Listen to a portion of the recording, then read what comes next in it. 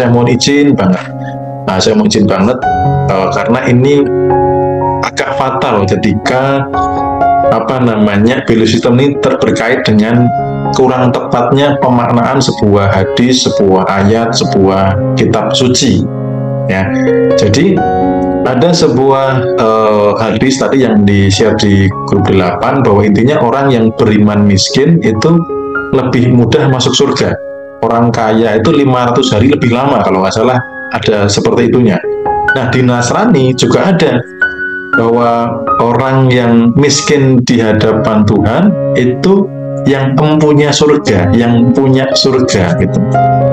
Nah, ini yang perlu dibenahi nih, karena kalau enggak, value sistemnya kurang tepat, akhirnya apa?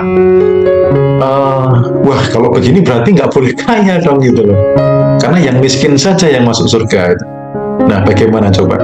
Kalau itu nangkep di bawah sadar, Anda berusaha untuk kaya, sementara Anda tuh pengennya masuk surga, ya Anda akan diprotek sama bawah sadar Anda untuk supaya tidak kaya. Jadi seperti inilah sederhana dan dampak yang luar biasa dari value system. Nah, itu sebenarnya ada miss dari pemaknaan, ya. Yang beriman miskin atau yang miskin di hadapannya itu artinya begini, teman-teman. Miskin di hadapannya itu gini. Ya Tuhan, ya Allah, saya itu bukan apa-apa tanpamu gitu. Semua ini mobil, rumah mewah, ya uang miliar ini hanya titipanmu.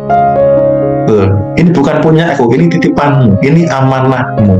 Sehingga Pak merasa miskin di hadapannya, ya bukan merasa miskin di hadapan tetangga, bukan ya. Beriman miskin itu artinya apa? Saya merasa tidak punya apa-apa, semua ini hanya titipan, gitu loh ya. Jadi pemaknaan yang betul seperti itu, bukan miskin di hadapan tetangga ya, tetapi miskin di hadapannya adalah merasa bahwa saya ini tanpanya bukan apa-apa. Merasa bahwa ini rumah mewah, mobil mewah, ya uang miliaran ini hanya titipan.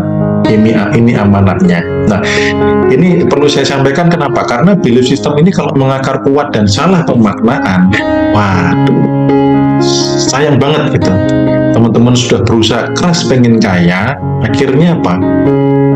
Bawah sadarnya menolak supaya nggak kaya-kaya. Nah, pikiran sadar hanya 12%, bawah sadar 88%. Menang mana? Yang menang pikiran bawah sadar. Itu.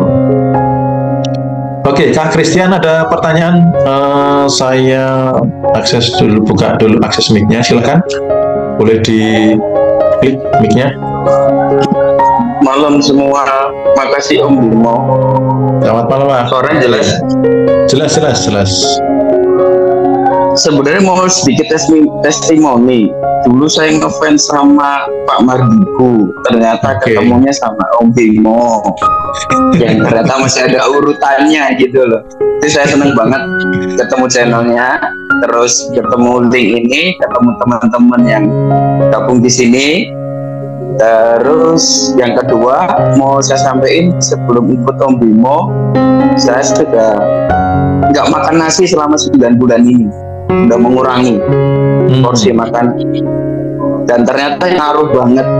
Ketambahan teknik-teknik dari Om Bimo sudah saya praktekin, sampai ada satu kejadian. Saya punya motor, kemarin ada join, saya jadiin motor saya untuk dapat uang, mau bisnis usaha ikan lele. Ternyata di pertengahan jalan rusak, istilahnya kerjasamanya dirusak sama partner saya. Dan hati kecil saya nyuruh untuk ngeblokir ini orang. Setelah saya blokir, hati saya malah lega dan lebih enteng aja ngejalanin hidup, walaupun saya belum bisa menyelesaikan istilahnya yang saya katakan ini, motor saya ini, gitu aja. Nah, jadi ngerasa ternyata ganjil banget di hati gitu loh, ngaruh di situ. Apakah itu hal-hal yang kayak gitu harus dibersihin semua gitu, walaupun kita belum dapat keajaiban yang besar. Itu aja pertanyaannya dari saya. Oke, Christian. Oke, ya ternyata ngefans dengan Pak Mardigu ya. imani nanti November bisa ikut kelasnya, karena November itu kan MMBC terakhir ya. Imani saja bisa ikut kelasnya gitu kan. Keajaiban kan masih bisa ditarik kan, masih. Nah, karena nanti saya juga akan hadir di November, nanti saya akan hadir, saya izin mute dulu ya biar suara saya jelas. Nah, jadi nanti November saya juga akan hadir di kelasnya Pak Madiku, di kelas MMBC yang terakhir. Teman-teman yang pengen dibantu harga orang dalam boleh ya. Ini gini-gini koncone wong pusat ya.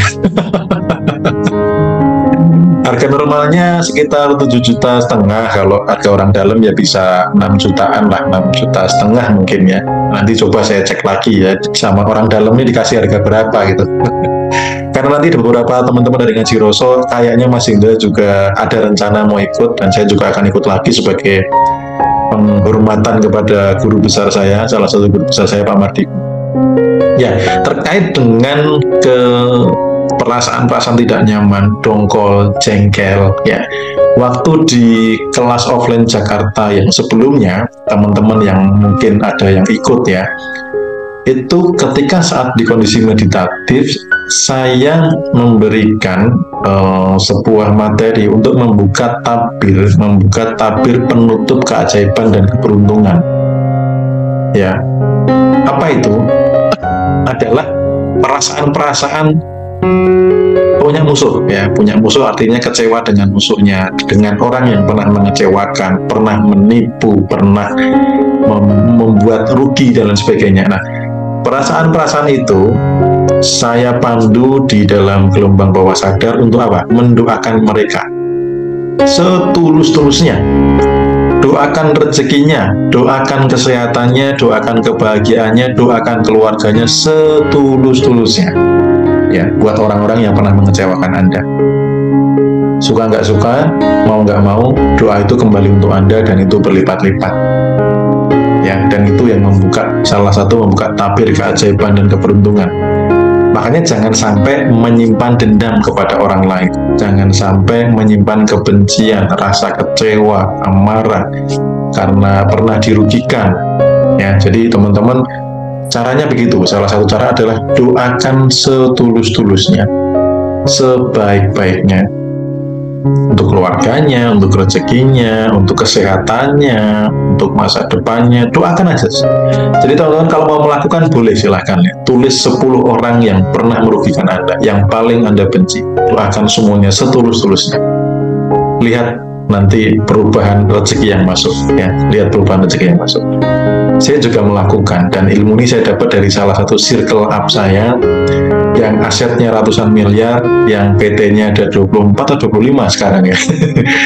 Yang sekarang menjadi konsultan hukum saya dan juga sekaligus mentor bisnis ya. Dan uniknya teman-teman, beliau mau coaching saya termasuk di bisnis properti yang harusnya kalau private itu 150 jutaan. Beliau hanya minta saya untuk segelas kopi. Itu luar biasa sekali, keajaiban kebenaran, rezeki luar biasa. Kalau bayar konsultan hukum itu teman-teman tahu sendirilah. Dan saya hanya dengan ini, segelas kopi. Ini kopi cangkirnya cangkir PMI ya. Jadi ingat harus donor darah lagi. Itu ya, semoga saja terjawab dari Kak Christian tadi. Jadi bersihkan perasaan-perasaan itu. Nggak enak kalau dijaga itu dongkol, nggak enak. Ini di sini tuh pokoknya kayak mampet gitu loh, nggak plong gitu loh. Makanya teman-teman, indikatornya tubuh sih. Sekarang tuh plong nggak di dada. Kalau enggak berarti kan menyimpan sesuatu gitu. Nah kalau saya nggak mau nyimpan kebencian gitu. Misalkan ada orang yang lain yang benci dengan saya, nggak apa-apa, biarin aja gitu loh. Karena orang yang membenci sama yang dibenci itu yang rugi yang mana? Yang rugi yang membenci loh, serius. Coba misalkan di sini yang kelihatan, misalkan siapa nih, Kak Anas misalkan. Kak Anas Adi ini, misalkan nih, Kak Anas Adi ini benci sama saya gitu, ngompol sama saya. Nah ketika ketemu di jalan, siapa yang buru-buru pengen menghindar, ya kan? Pasti kan Kak Adi, wah ada Om Bimo lewat nih, ngumpul dulu mukanya nyebelin gitu. Kak Anas sendiri yang susah, bener nggak? pas mau tidur kalau keinget nama saya, kebetulan benci sama saya, ngecek YouTube muncul di Ngaji Roso, gemesnya gitu kan, mau tidur susah gitu, nggak nyenyak gitu. Sayanya gimana? Saya tidur nyenyak gitu. Jadi membenci itu rugi sendiri sebenarnya. Seperti minum racun tapi berharap orang lain yang mati gitu. Jadi menyimpan kebencian itu rugi gitu. Makanya ya amit-amit lah ya, jangan sampai lah membenci siapapun. Saya paling tidak suka dengan permusuhan, dengan hal-hal yang berbau kebencian gitu. Pokoknya ya kalau ada orang lain yang benci ke saya, itu urusan dia lah, nggak apa-apa lah. Saya agak akan bisa membuat orang lain semuanya suka dengan saya. Ingat, melampaui skor 175, nggak apa-apa orang nggak suka dengan saya, nggak apa-apa saya nggak sempurna. Udah, hidup damai. Enak loh hidup damai.